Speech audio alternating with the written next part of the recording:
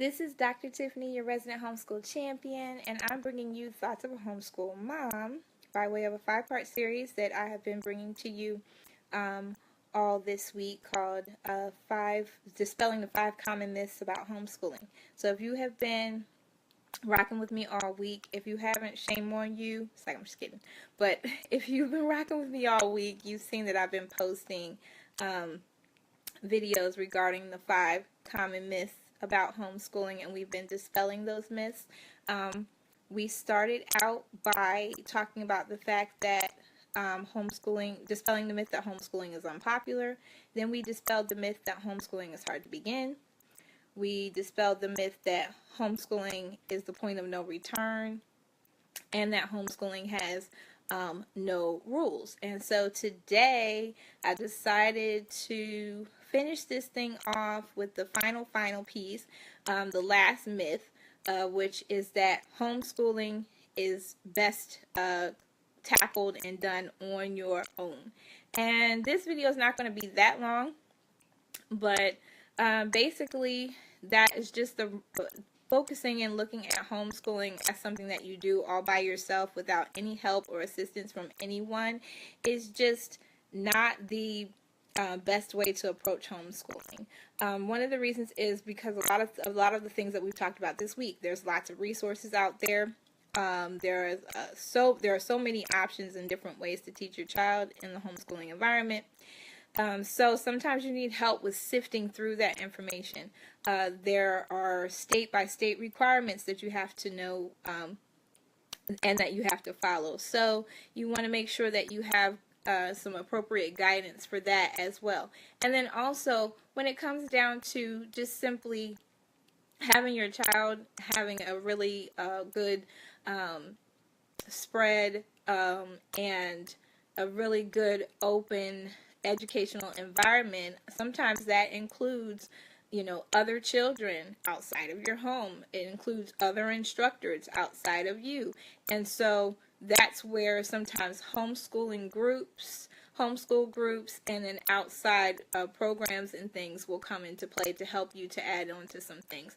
Because, we don't know every single thing. So, and yes, you have resources and things that you can use, but sometimes it's better and also gives you a break as a parent if you're pulling in some other resources. So one of the things that I suggest for new homeschooling families is to do a Google search and to find homeschooling groups in your area. One of the cool things that homeschooling groups do is that it gives you some ready-made time to have time for your child to spend with other children. And then also a lot of times homeschooling groups also offer other classes. They'll offer different classes and things for your child to take part in. So they may offer art classes, or they may also offer there's in our homeschool group, they offer government courses. They offer a chess club. They even are having a prom for the older students. So they'll offer different classes and activities. Another thing that our homeschool group does is they do park days. So every 3rd and 5th Friday, I think it is, they do a park day. And so we're here in Houston, Texas, so you can go to the park all year round, basically. So there's a park there, 2 times a month. Or 2 to 3 times a month, there's a park day that students can take part in. And basically it's just coming together, all the families coming together, you're bringing food, and kids are having an opportunity to play and just have some fun time together. But it answers the question that sometimes a lot of parents have about, will my child be socialized? Will they be, isolated? Things like that. So it answers that question for some. And then also it's just a break time as well. And like I said, it adds to the curriculum pieces that you're already presenting for your child. So do not enter into homeschooling thinking that you have to do it by yourself, thinking that once you get started, it's just all you on your own and there's no help. You definitely want to take advantage of your local homeschool groups. You want to take advantage of online resources, and you want to even take advantage of information that might be provided in your local school district. All those things can help you to really make sure that your child has a very well-rounded and full educational environment that they are learning and growing in. And I'll say for our family with Sydney, she's 5 years old, so we're doing a kindergarten curriculum basically right now. Well, kindergarten and first grade curriculum is where we are kind of our hybrid. And so a lot of things we do a lot of our instruction is one-on-one, her and I. But then during the week, she has other times where she is involved with other students. So she has dance and gymnastics during the week. And then she also has her own Bible study that she's a part of during the week. She also has times where we are working with our homeschool group, so we'll have park days, and then also programs that our homeschool group provides. We went to, I guess it was a couple months now, we went to the Mineral and Gem show in Humboldt, Texas. And you would think that, looking at minerals and gems and that kind of stuff maybe wouldn't be that exciting for a 5-year-old, but the way they had everything set up, they had it for different age ranges, so she was able to really have fun and explore and learn about different gems and stones, and she had a great time. But this was an area that maybe is not my area of expertise.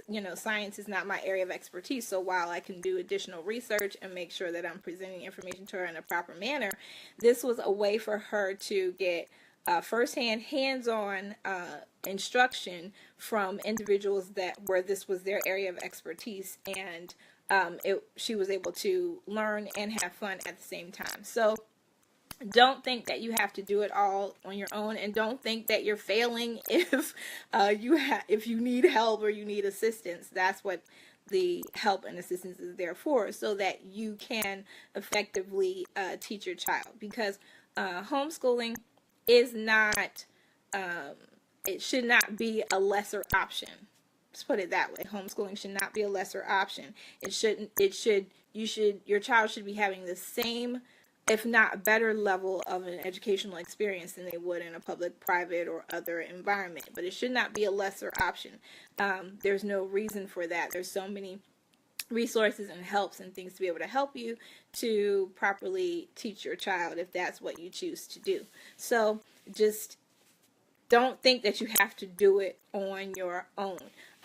In my video yesterday, I had several links that I included, and I'll include those again for this video as well. One was for the Homeschool Legal Defense Association, and that one, again, I said was all about knowing what your requirements are for your state, as well as secondary information if you had a legal issue or any information, different like letters. They have pre-made letters that you can send to your school district if your state requires you to inform them that you're going to be homeschooling your child. So they have pre-made form letters that you can use at the hslda.org site. So I'll include that and link again for this video.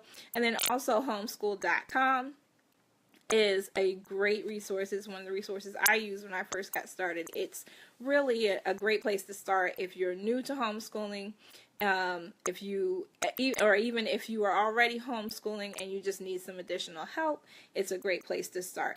And then last but not least, I have launched my site, thoughtsofahomeschoolmom.com, and it's a blog as well as a resource and information site for new and existing homeschooling families. So I really encourage you to go there to thoughtsofahomeschoolmom.com. When you go there, you can sign up to be on my list. And once you're on my list, then we can stay connected, and I can send you some great resources and information. As a matter of fact, when you sign up, you will immediately receive an email from me that includes a great resource that really discusses why researching homeschooling is important before you begin. So I really hope that you will decide to stay connected with me. Go to thoughtsofahomeschoolmom.com. I'll put that link in the comments of this video as well. And I really hope that you enjoyed this 5-part series. If you haven't seen all of the videos, take a look on my page, Tiffany McKinnon-Russell, my page here on Facebook, and you scroll through and you'll be able to find each one of the videos. Also, be on the lookout because I'll be posting once I launch my YouTube channel. So if you don't catch my videos there, you can catch them on my YouTube channel as well.